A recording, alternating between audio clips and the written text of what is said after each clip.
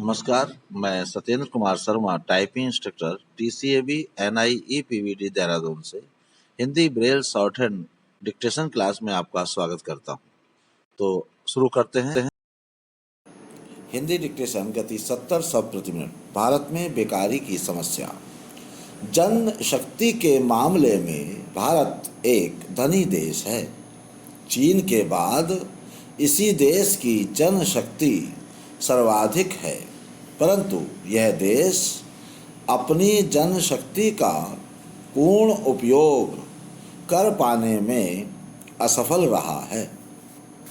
यदि किसी देश के हर व्यक्ति को अपनी सामर्थ्य एवं क्षमता के अनुसार काम मिलने का अवसर मिलता है तो वह समृद्धि की ओर अग्रसर होता है, क्योंकि उस देश की जनशक्ति बेकार नहीं जाती।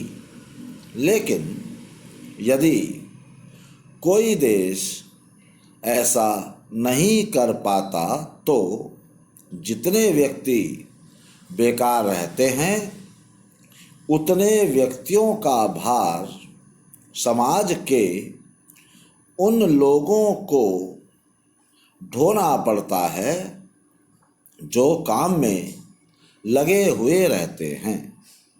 इसलिए प्रत्येक युक्ति संगत आर्थिक पद्धति का उद्देश्य यही होता है कि राष्ट्रीय जनशक्ति का पूर्ण उपयोग हो।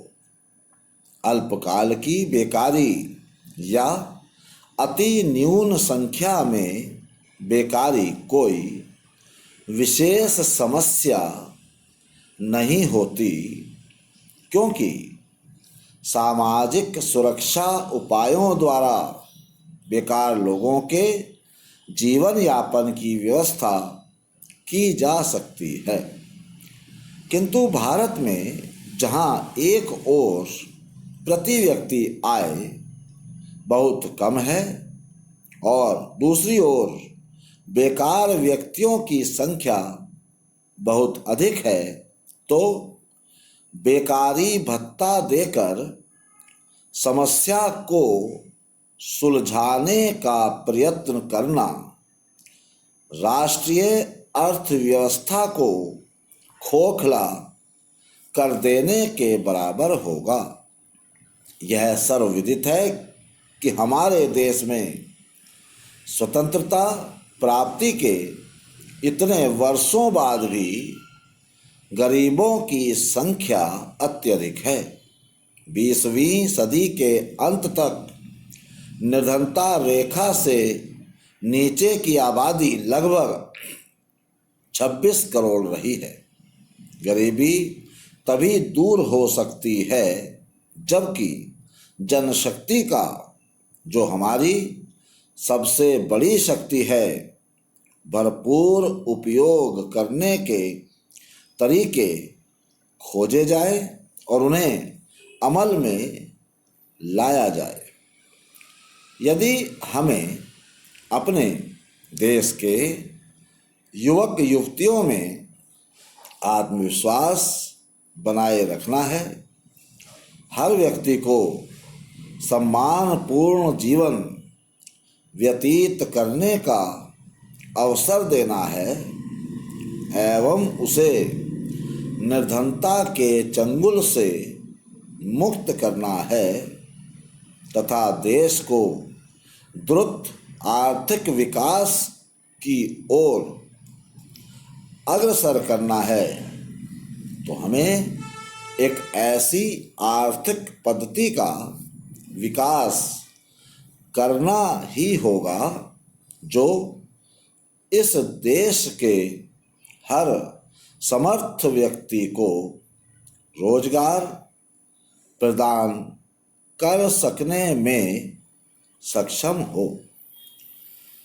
विदेशी आधिपत्य के दीर्घकाल तक बने रहने के कारण बेकारी की समस्या ने भयंकर रूप धारण किया है।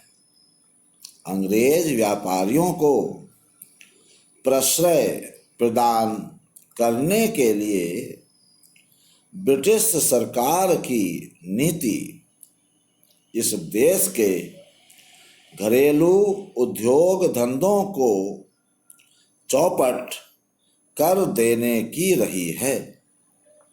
यहाँ का कच्चा माल सस्ते मूल्य पर विदेशों को जाता रहा और तैयार माल बाहर से इस देश में लाकर महंगे मूल्यों पर बेचा गया।